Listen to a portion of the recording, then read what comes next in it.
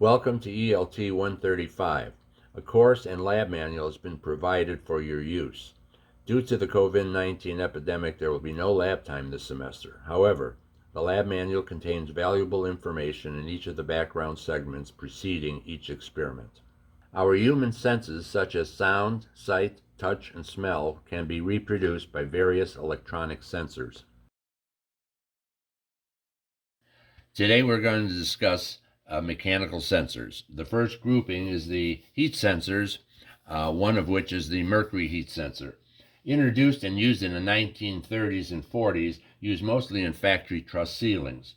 Most were connected to an alarm system, so that if, in case there was a fire in the building, the mercury would detect the heat, send the mercury through the sensor, which would in turn then activate the two electric connections.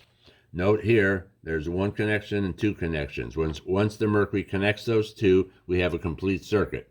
Let's demonstrate that so you can see. When heat is applied,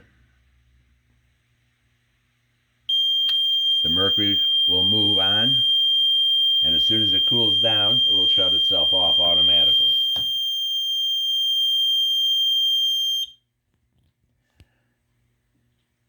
Now we're going to move on to the second heat sensor, which is the bimetal alarm. The second heat sensor is called a bimetal heat sensor. This sensor is used in many hotels and public spaces. It's also used in various appliances, such as in coffee pots.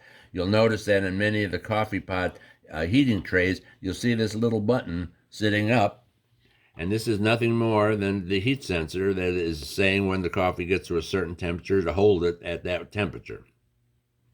Showing you how this actually works would be the same thing when a flame is applied. The bimetal is going to bend inside the sensor itself, and once it starts bending from the heat, it will activate then the alarm. Now this takes a little bit longer than normal for it to cool down, so we're just going to disconnect here, but basically you were able to see how that part works.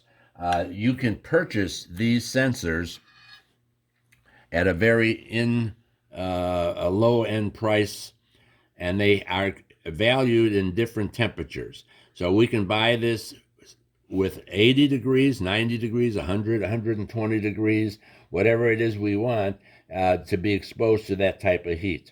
So these are still being used today in all modern places such as hotels and motels.